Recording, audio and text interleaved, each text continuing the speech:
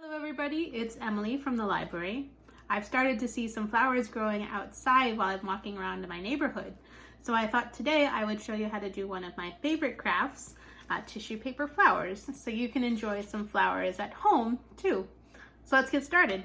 So to make a tissue paper flower, you need pipe cleaners and a sheet of tissue paper. So you don't have to worry if it's wrinkled or if it's creased in any way, it will still work. It's a great time to use any tissue paper you had left over from presents because all of those imperfections are going to disappear as we create it.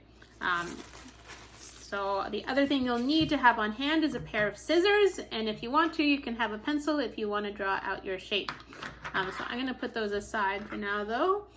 And the first thing we want to do is grab our sheet of tissue paper, and we need to fold this in half about 4 to 5 times. So we're gonna just nicely fold all the way over.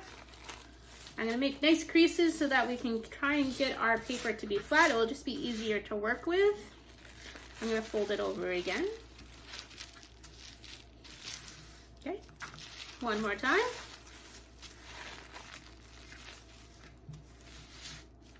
And then one more time. I'm gonna get it just about to be a square.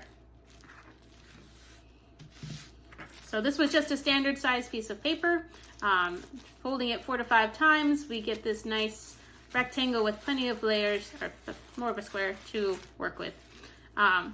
So the next thing we need to do is we're going to cut out a circle from the inside of our tissue paper here. So we want to cut in a way that we don't have any of our folded edges touching the circle.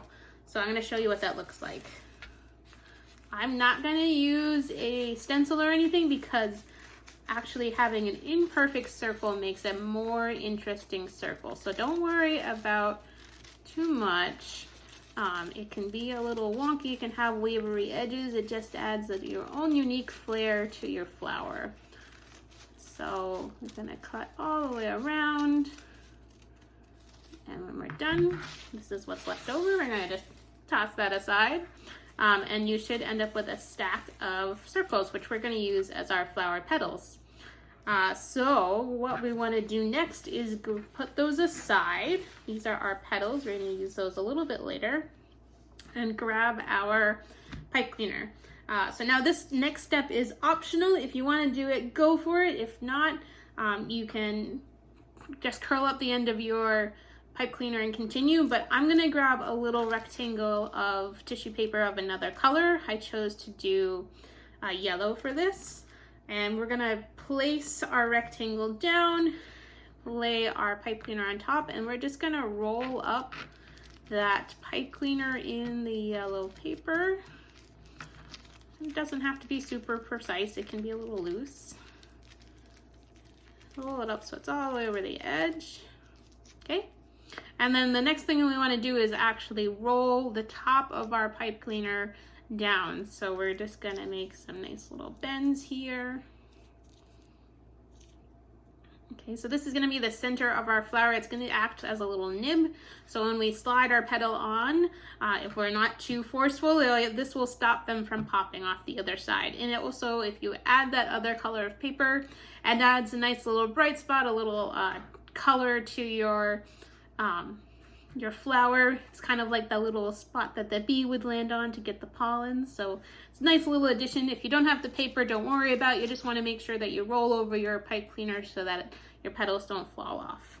So to add our petals, we're going to start by taking the bottom half of our pipe cleaner, and we're going to stick it through just about the center of our first petal. I do these one at a time. It works best if you do it one at a time instead of doing a whole bunch of them. It just makes a nicer looking finished product. So I'm going to take the very tip of it, and I'm just going to gently poke it through the center. Okay, and then we're going to slide it all the way up to the top of our pipe cleaner here. Okay, and then this next step, I'm going to start from the middle of our pipe cleaner, and I'm just going to cup my hand and actually slide it up towards the petal and very gently crinkle it. I just grab it just a little bit, and that adds that little crinkly feeling to our first petal. And it may look a little funny now, but if we do that to every petal, it's gonna make a really nice effect. So I'm gonna keep going with adding my petals. Again, I tend to give a little bit of tension to the petals as I add them so it pokes through easier. So you can see how I have my fingers on either side. They're kind of holding it as stiff as you can hold tissue paper without ripping it. And I just want to poke that petal through. I'm just going to keep doing that. Again, just gently squishing it when it gets up to the top. And I'm going to keep going. I'm going to add about probably 10 of my circle petals to my flower. There's probably more than that in the pile that you cut, but that's okay because you can use those later to make more flowers. You can kind of combine different colors.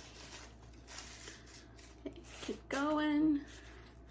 You can just go until you think you have a flower that's big enough for you. You don't have to do 10.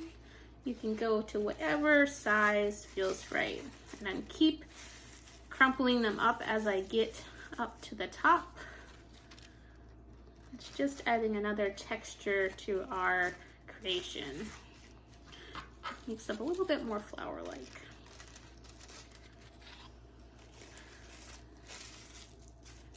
So one of the reasons I like this craft so much is because it really doesn't require too many materials. And it's also really easy to make an awesome product even if you make a mistake, which it's really hard to make a mistake in this one. So no matter what you do, even if your shape isn't perfect, you can still make a pretty fantastic flower. So I think I've got about 10 or so petals on there. I still have some left over, like I said. I'm just gonna put those aside. And now we've got our flower. So I'm gonna crumple it one more time, make sure everything's got kind of a crease in it. And then I'm gonna go and guess about where the middle is and just very gently kind of puff it out. Give it a little bit more dimension there. So then we have our very basic flower. I think when you do the circles, it looks a little bit like a carnation. So another optional step is you can cut out a couple leaves from green paper or whatever color you want, really. They're kind of like an oval shape with a point at the end. Again, it doesn't have to be perfect. And we're gonna slide those on just like the petals.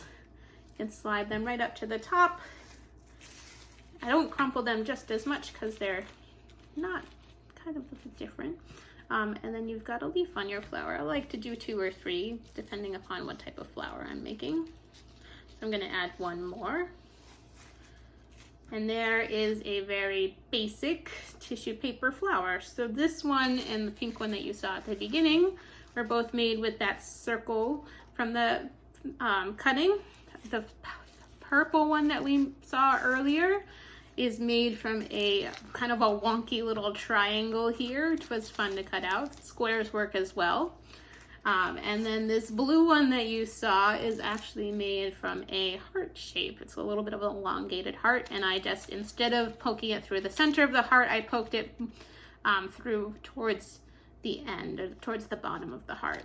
So you can play with what shapes you want to do. You can combine different types of colors and shapes to make all sorts of fantastic flowers. I hope you have fun with this craft.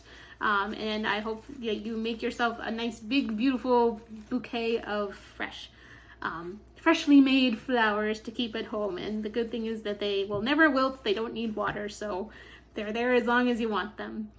I hope you have fun. Thanks for watching, and enjoy the rest of your day. Bye.